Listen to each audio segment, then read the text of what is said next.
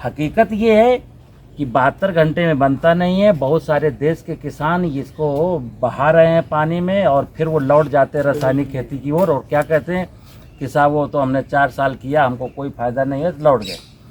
ये जब रासायनिक उर्वरक डालते हैं तो फिर हमारी फसलों में बीमारियां लगती हैं, फिर मुझे फंजीसाइड डालने की मजबूरी आ जाती है।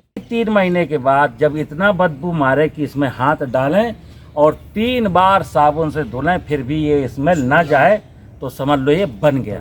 अब जब बन जाएगा तो इसमें से केवल 20 किलो मात्रा 20 लीटर मात्रा लीजिए।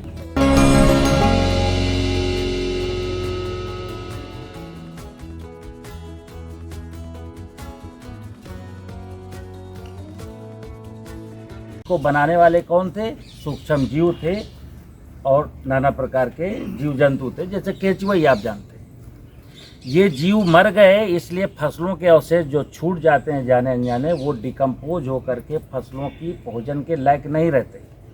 इसीलिए जब हम कोई फसल बोते हैं तो हमारी मजबूरी हो गई है कि हमें रासायनिक उर्वरक डालने पड़ते हैं और जब रासायनिक उर्वरक डालते हैं तो फिर हमारी फसलों में बीमारियां लगती हैं, फिर मुझे फंजीसाइड डालने की मजबूरी आ जाती है। इसी प्रकार कीटनाशक डालना मेरी मजबूरी बन गई है। तो जीवामृत है क्या कि जो मेरे खेत में जीवाणु नष्ट हो गए, तो जीवामृत में आपने सुना होगा कि जंगल की मिट्टी लाएं या बरगद या पीपल के पेड़ के नीचे की मिट्टी लाएं। उसका मतलब यही है कि जिन जगहों पर मनुष्य की छेड़छाड़ नहीं हुई है वहाँ शायद जीवाणु जिंदा हो। तो जंगल में तो 100% जीवाणु जिंदा है। तो आपके सामने ये देखिए जंगल की मिट्टी है, इसमें बहुत ढेर सारी मात्रा में जीवाणु है और ये जीवाणु मैं एक ड्रम में डालूंगा। ये ड्रम है, अभी आपके सामने दिखाऊंगा। ये ड्रम है, इसमें मैं ये जीवाणु डाल दूंगा और इसमें पानी भर दूंगा। तो इसमें पानी हो गया और जीवाणु हो गया, ठीक है ना। अब ये जीवाणु खाएगा क्या? तो आपको बताया गया है कि इसमें 10 लीटर गौमूत्र डालना है, 15 किलो गाय का गोबर डालना है, 1 किलो बेसन डालना है, 1 किलो गुड़ डालना है और 5 दिन के बाद 72 घंटे के बाद ये तैयार हो जाता है और इसको खेत में डाल देना। हम यहाँ पर ये कहते हैं कि जंगल की मिट्टी में जो जीवाणु थे ये 200 लीटर के ड्रम में 72 घंटे में तो डेवलप होने वाले नहीं हैं और ना वो 1 किलो गुड़ और 1 किलो बेसन से उनका काम चलने वाला है, क्योंकि जीवाणुओं की जो 502 किलो मिट्टी है उसकी मात्रा को मैं 200 लीटर में कन्वर्ट करना है, ठीक है ना। तो इनको टाइम भी चाहिए और भोजन भी चाहिए। तो हमको इसमें 2.5-3 महीने का समय देना पड़ता है और गुड़ और आटा की मात्रा हर 10वें दिन बाद 2-2 किलो 2-2 किलो 2-2 किलो, अगर कोई 3-3 किलो भी दे देगा तो कोई खतर मतलब कोई आपत्ति नहीं है।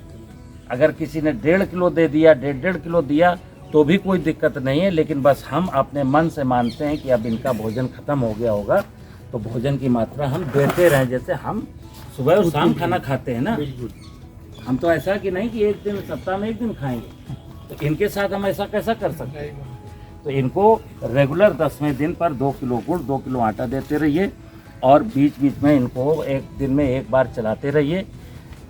3 महीने 2.5 महीने के बाद जब ये जीवामृत अच्छी खासा मतलब ठीक ठाक मात्रा में बन जाएगा तो अभी जैसे आपने सुना है कि पहले इसका घन जीवामृत बना के खेत में डालिए, फिर उसके बाद पूरा 1 ड्रम फिर बना लीजिए, फिर पहला पानी दीजिए तो उस पानी की नाली के साथ बहाइए, फिर दूसरे पानी में भी बहाइए, फिर तीसरे पानी में भी बहाइए। हकीकत ये है कि 72 घंटे में बनता नहीं है। बहुत सारे देश के किसान इसको बहा रहे हैं पानी में और फिर वो लौट जाते हैं रासायनिक खेती की ओर और क्या कहते हैं कि साहब वो तो हमने 4 साल किया, हमको कोई फ़ायदा नहीं है, लौट गए। ये जो परफेक्ट विधि है जीवामृत बनाने की कि आप अच्छी खासी मात्रा में 5 किलो जंगल की मिट्टी डालेंगे, 5 किलो गुड़ डालेंगे, 5 किलो आटा डालेंगे और 150 लीटर पानी भर देंगे, हर रोज़ हिलाएंगे। 15 दिन के बाद फिर 3-3 किलो आटा और गुड़ डालेंगे, फिर 10वें दिन 2-2 किलो डालेंगे। 2.5-3 महीने के बाद जब इतना बदबू मारे कि इसमें हाथ डालें और 3 बार साबुन से धुलें फिर भी ये स्मेल ना जाए तो समझ लो ये बन गया। अब जब बन जाएगा तो इसमें से केवल 20 किलो मात्रा 20 लीटर मात्रा लीजिए। अगर बरसात का सीज़न है, पानी खेत में छलछला रहा है यानी तैर रहा है, तो बस 20 जगह, 1 एकड़ ज़मीन में केवल 20 जगह मग्गे से पानी 20 लीटर फेंक दीजिए। जीवामृत के जीवाणु खेत में इनाकुलेशन मैंने कर दिया। अगर पानी नहीं भरा है, रबी सीजन में आपको बुआई करनी है, तो फिर इसका घन जीवामृत बनाइए, यानी कि 20 लीटर लीजिए और 100 किलो सूखे हुए गोबर में मिलाइए, खेत में बिखेरिए और पीछे से जुताई कर दीजिए। क्योंकि ये व्यवहारिकता में किसान का घर जहाँ है उससे खेत उसका 1.5-2 किलोमीटर दूर है। अब ये घर में 200 लीटर बनाया, अब खेत तक कैसे ले जाए? एक व्यवहारिक कठिनाई, इसलिए किसान आगे नहीं आ रहे। दूसरा, अगर कोई कहे कि नहीं खेत में ही बनाए, तो खेत में बनाएगा तो ये ड्रम रात को कोई जो है ना जीवामृत फैला देगा, ड्रम उठा के चला जाएगा। तो इसलिए ये जीवामृत का विज्ञान है, बिल्कुल सरल है। जंगल के जीवाणुओं को अपने खेत में डालना है। जो रीजन था मर जाने का, जीवाणुओं के मर जाने का रीजन था ना कि केमिकल से मरे या धूप से मरे, तो फिर कहूँगा केमिकल अब आगे नहीं डालने। खास करके पेस्टिसाइड की बात कर रहा हूँ।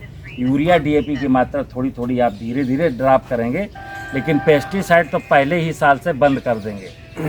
एक चीज़ और है कि फिर ये धूप में मरेंगे, तो खेत की मेड़ पर आप 2-4-6 जगह, जैसे देखो मैं इस पेड़ के नीचे खड़ा हूँ, तो अगर ऐसे पेड़ खड़े हैं तो धूप वाले हिस्से के बैक्टीरिया गर्मी में मई जून में मरेंगे, लेकिन छाया वाले स्थान पर नहीं मरेंगे। और जैसे ही बारिश होगा, ज़मीन ठंडी होगी, तो छाया वाले स्थान के बैक्टीरिया माइग्रेट करके पूरे खेत में फैल जाएंगे। इतना सब विज्ञान है। मुझे उम्मीद है आप सब लोग समझदार हो, सब इसको सीख भी जाओगे और इसको करोगे भी। करना तो है, क्योंकि आने वाली पीढ़ियों के भविष्य का सवाल है। नमस्कार। ठीक है।